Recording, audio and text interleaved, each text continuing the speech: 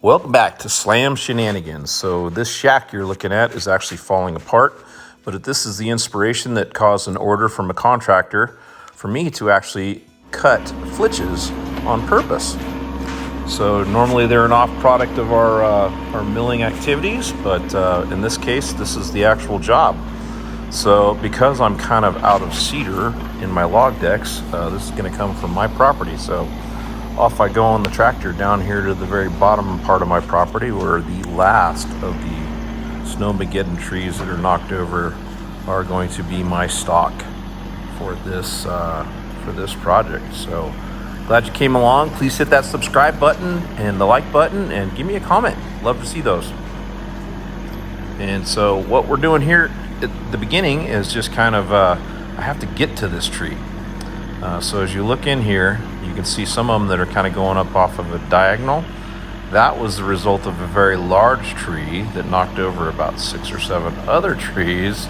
And I've already taken some of that stock from that large tree out. So this is just me kind of clearing away to get in there and start cutting up some lengths of the cedar that is laying horizontal that you can't really see. It's kind of down in the hole there a little bit. There's probably actually 2 trees down in there. And there's still the ones that are diagonal that I'll get eventually, but unfortunately my dozer just lost reverse gear on another project I was doing here at the property. So join along with me. Again, hit that subscribe button and watch me go through my stuff. So the first thing I'm doing here is got one cut up, I think, and I think at this point I'm trying to hook it up here. And you'll see how that goes. Spoiler alert, it doesn't go too well. The other thing I blew it on is, as you can see from my calves, my rear end, that I did not bring my tripod. Meant to bring it and forgot, so I didn't want to not get footage for you guys. So here we go, ground level.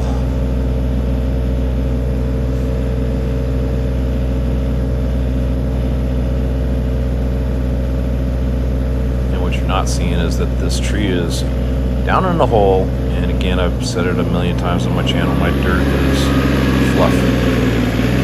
And you can see that's just not going to pull this 5,000 pound tractor. So I give it a couple of good college tries here.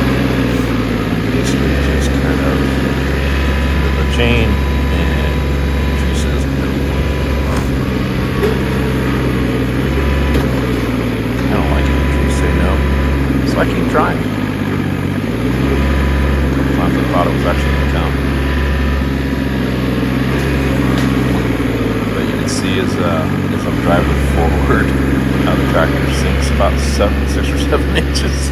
That's because it's going to the holes where the tires are spinning. That's why I'm always backing up and taking a different line on it. Trying to get on some fresh topsoil. It's this level.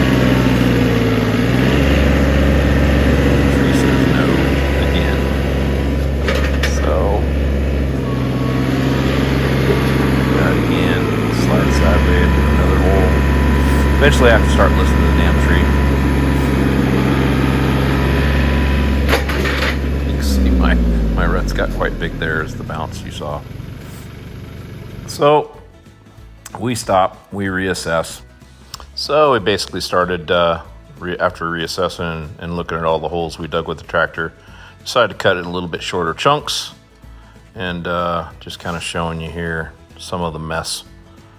So we back in, we rehook up, and eventually we got it out. I think you saw that. Anyways, there's the chunk that came out and some of the branches that still remain. So I had to trim all those up down there and use my little tractor to get it on up the hill to the new mill, to the LT35. So this is my first job, basically, on the mill. And so what you're gonna see here is kind of a unique thing, is where I'm just like going back and forth, and instead of trying to square it up and align the pith for a good cant, I'm actually aligning to the top of the heartwood, which is probably a little bit of sapwood on the outside, and cutting a flitch that is, you know, kind of even and parallel from end to end, because it's going to be used to skin that building that I showed you in the beginning. There's a picture I took for the contractor to show him kind of the thickness and see if that's what he wanted. And it was. And so what you can see here is this weird 6 or 7 sided log cant that you end up with when you're trying to cut dedicated flitches. So here's just some more going on the mill. I can't really remember why I used the forks to turn that because I have a hydraulic mill now, but whatever. But yeah, there was just a ton of back and forth trying to figure out how to cut these things and changing the up and down on the ends to make sure that I'd end up with somewhat of a parallel flitch.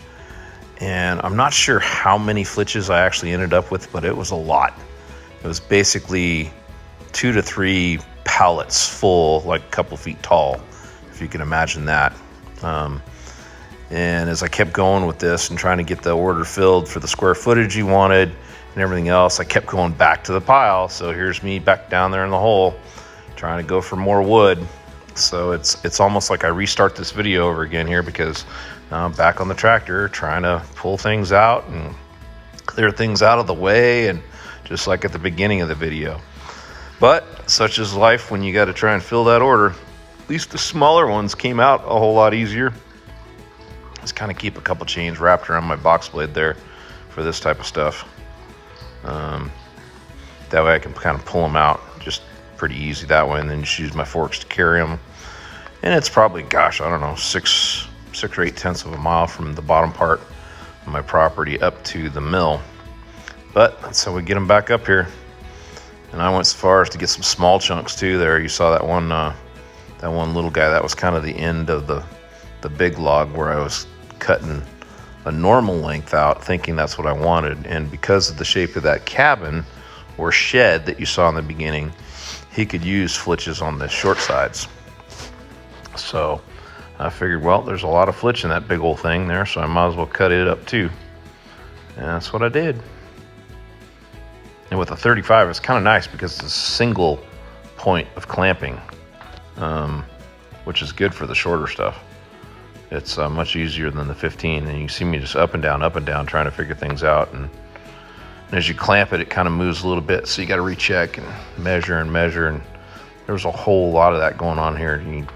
It seems like it's quick in the time lapse, but this order took a long time to get through. Some of these things had 5 sides, some of these things had 7 or 8 sides, just depended on how the log kind of laid.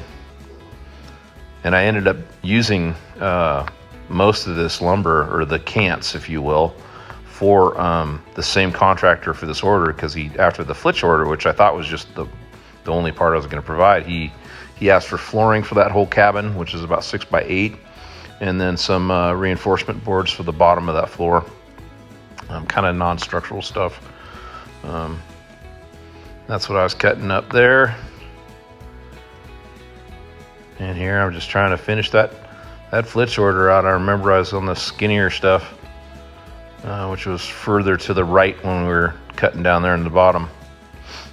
A lot more limbs to cut off, but still produced a decent amount of flitches. And it was really weird to cut flitches for product, but you know, when we're milling, we're basically selling our time. So whether we're cutting flitches or lumber, time is time and money is money. So it works out. So I'm getting the last of, I think, the flitch wood off the mill here, and this is kind of the stock that I ended up with for cants. Some really weird shaped cants, but that was the order. There's the flitches. There's like 2 big stacks of them. You know, like I said, it was about 3 pallets, about a couple feet high, if you would. That was it. Really appreciate you guys watching this. If you enjoyed it, please hit that like and subscribe button. It'll help me out, help the channel out.